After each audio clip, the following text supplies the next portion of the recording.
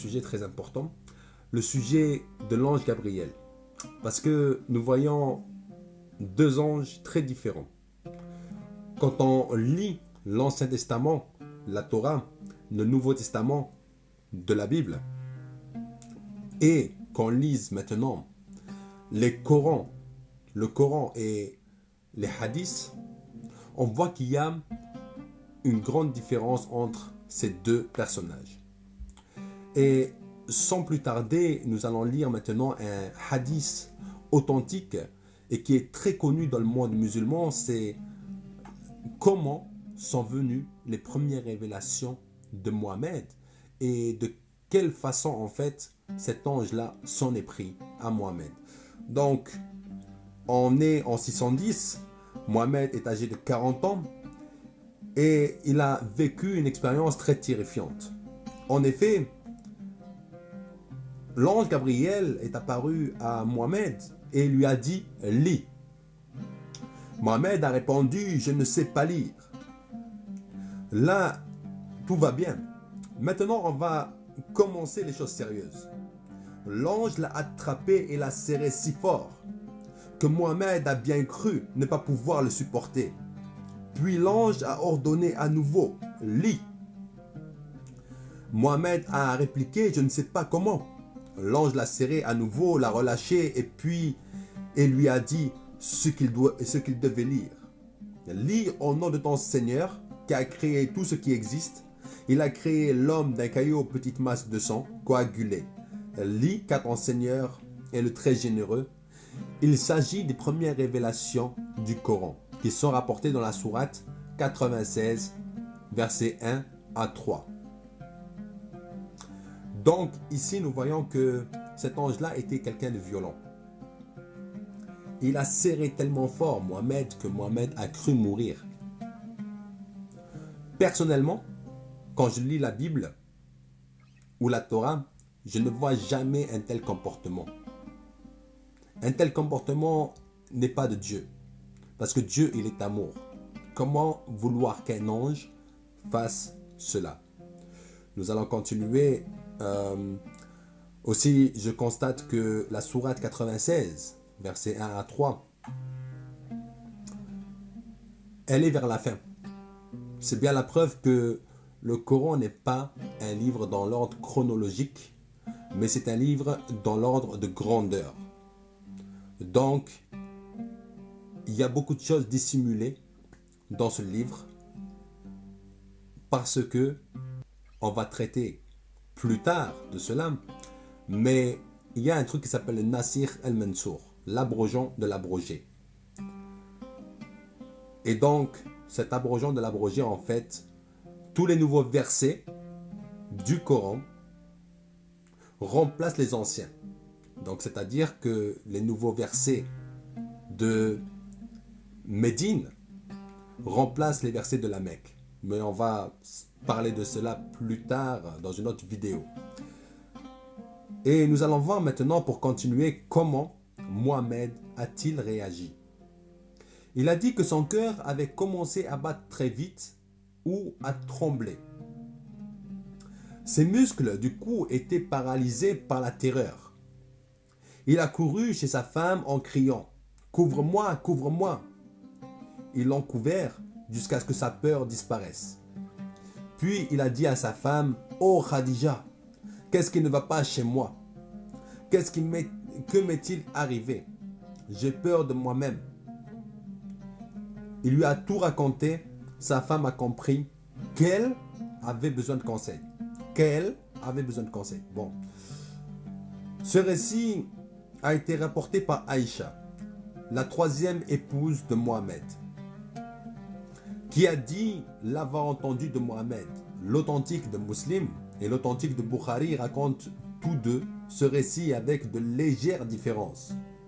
L'authentique de Bukhari, volume 9, livre 87, numéro 111, et volume 1, livre 1, numéro 3. L'authentique de Muslim, c'est dans le livre 1, numéro 301.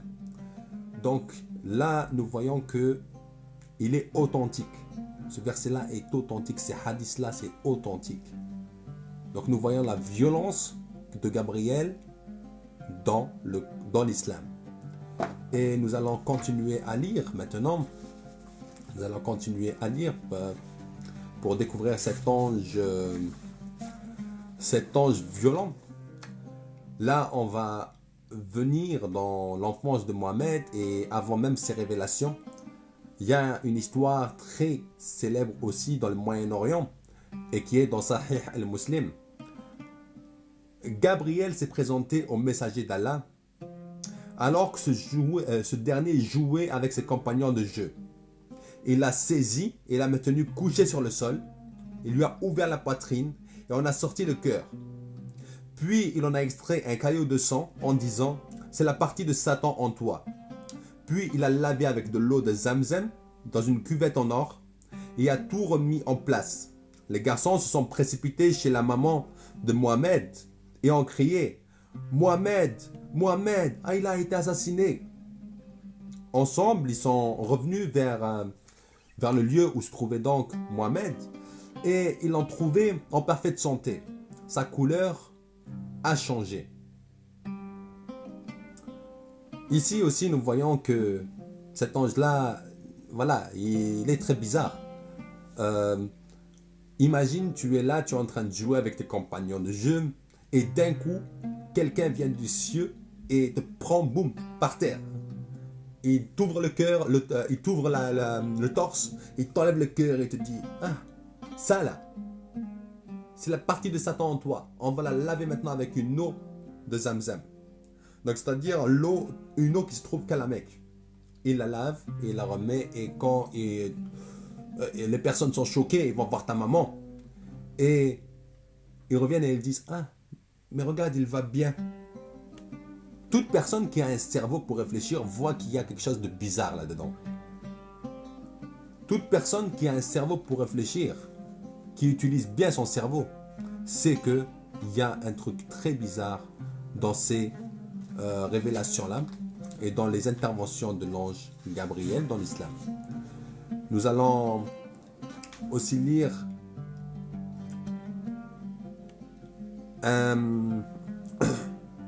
ce que Aïcha a raconté dans le volume 9, livre 87, numéro 111, raconté par Aïcha, donc c'est dans Ibid.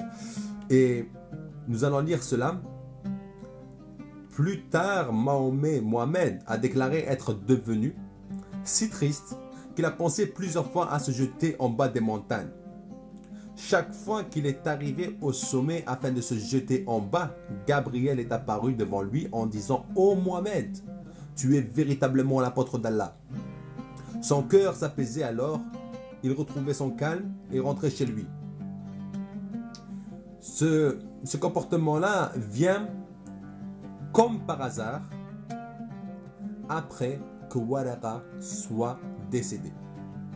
Waraqa en fait c'est le cousin de Khadija qui lui même les a mariés.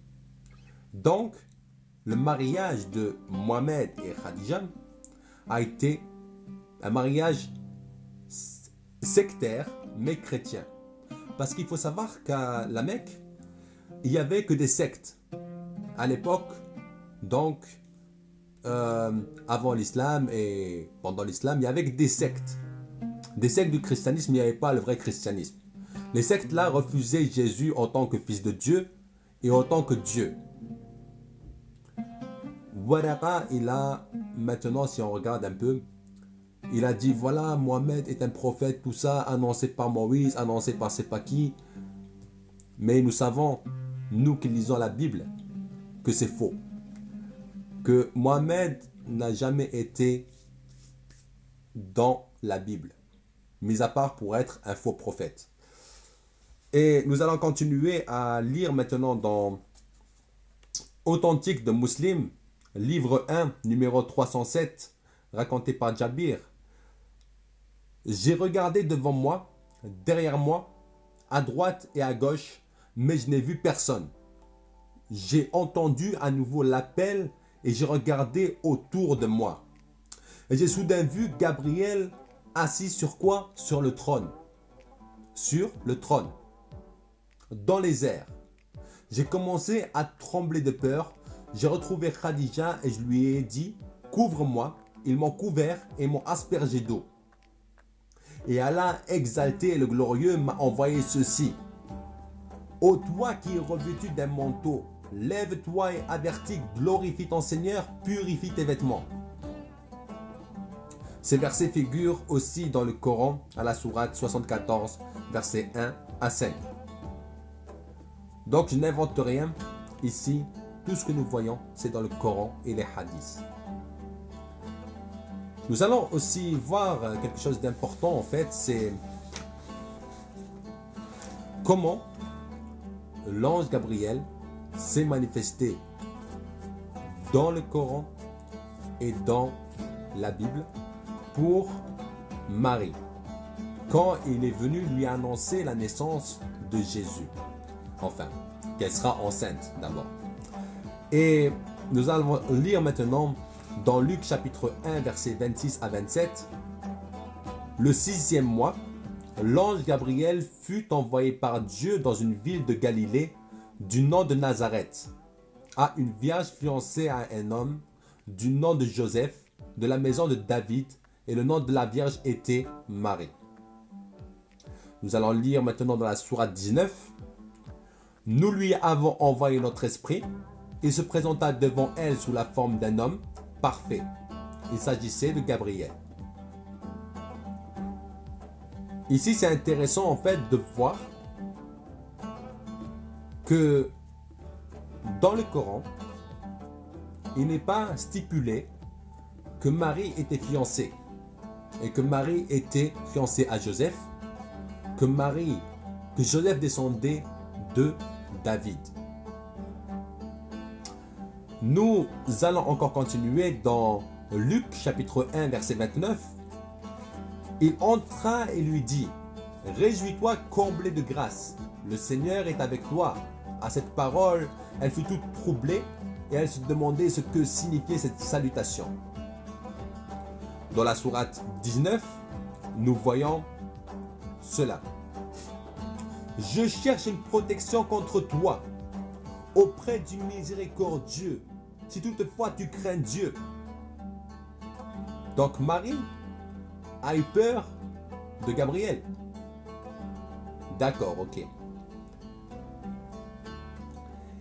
Dans Luc chapitre 1, verset 30 à 33, et l'ange lui dit, sois sans crainte, Marie, car tu as trouvé grâce auprès de Dieu. Voici que tu concevras dans ton sein et enfanteras un fils, et tu l'appelleras du nom de Jésus. Il sera grand et sera appelé fils du Très-Haut. Le Seigneur Dieu lui donnera le trône de David, son père. Il régnera sur la maison de Jacob pour les siècles et son règne n'aura pas de fin. Dans la sourate 19, il dit, « Je ne suis qu'un envoyé de ton Seigneur pour te donner un garçon pur. » Mais Marie dit à l'ange dans Luc chapitre 1 verset 34, « Comment cela sera-t-il, puisque je ne connais pas d'homme ?» Dans la sourate 19, elle dit, « Comment aurais-je un garçon? Aucun mortel ne m'a touché. Je ne suis pas une prostituée. » Luc chapitre 1 verset 35. L'ange lui répondit, « L'Esprit Saint viendra sur toi et la puissance du Très-Haut te prendra sous son ombre. C'est pourquoi l'être saint qui naîtra sera appelé fils de Dieu. » Dans la sourate 19, c'est ainsi ton Seigneur a dit, cela m'est facile. Nous ferons de lui un signe. Pour les hommes, une miséricorde venue de nous. Le décret est irrévocable. Ici, nous voyons une grande différence. C'est que l'ange Gabriel est quelqu'un de doux dans la Bible, dans la Torah. Et lorsqu'il est venu pour parler à Marie, il l'a fait d'une façon gentille, humble. Et Marie était heureuse. Dans le Coran, c'est une toute autre histoire. C'est une toute autre histoire, mes frères et mes sœurs. L'ange de la Bible l'ange Gabriel de la Bible et l'ange Gabriel, Djibril du Coran ne sont pas les mêmes personnes. Je vous rappelle à vous qui connaissez un peu la Bible, que la Bible dit cela. Et Satan même se déguise en quoi? En ange des lumières. Satan se déguise en ange des lumières. Donc ce n'est pas étonnant que cet ange dans le Coran ait eu ce comportement-là, parce qu'il ne connaît pas Dieu. Peut-être qu'il le connaît, mais le comportement qu'il a eu est indigne de Dieu. Du Dieu d'amour de la Torah et de la Bible. Mes frères, mes sœurs, arrêtez de suivre vos ancêtres. Arrêtez de suivre les hommes. Mais Dieu vous a créé avec un cerveau. C'est pour que vous réfléchissez. Et c'est pour que vous ayez le courage de poser vos genoux à terre et de le chercher. Il y a 1400 ans, c'est pas pareil qu'aujourd'hui. Il y a 1400 ans, peut-être les hommes étaient égarés, ils ne connaissaient rien, etc. Donc, à la Mecque. Mais aujourd'hui, Dieu nous a bénis. Si on veut trouver le vrai Dieu, alors on peut le faire.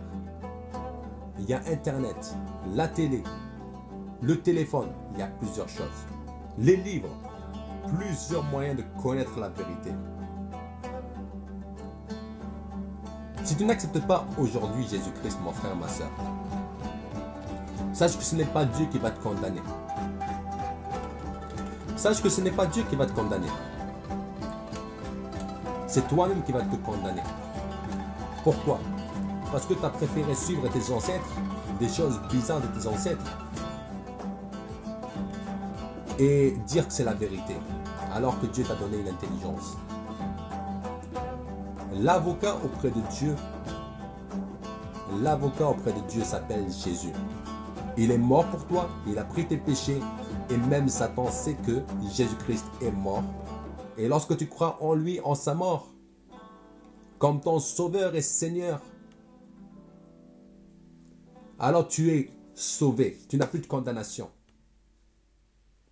Ta vie va changer parce que tu seras dans le chemin de Dieu. Et lorsque la lumière vient dans les ténèbres, alors il n'y a plus de ténèbres. Mes frères, mes sœurs, soyez bénis. Nous allons prier pour clôturer.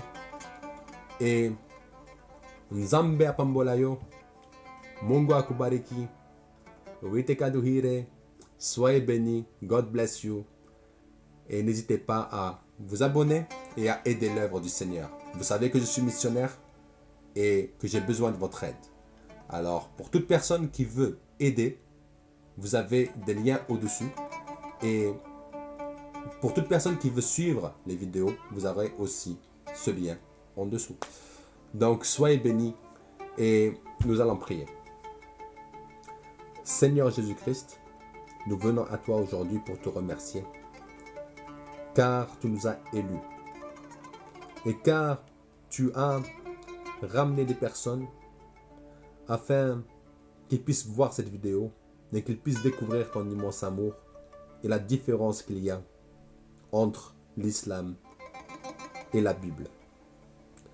Éternel, je te demande de les toucher et que papa, cette parole que tu m'as inspirée tombe dans des terres fertiles. Alors dispose les cœurs, papa, dispose les cœurs et que cette parole, papa, puisse être une lumière dans leur vie. Que toute personne qui ne te connaît pas, papa, qui regarde cette vidéo, que tu puisses te révéler à elle. Et que les personnes qui te connaissent, papa, que tu puisses persévérer avec eux et qu'ils puissent témoigner encore de toi. Je bénis, papa, toute personne qui regarde cette vidéo.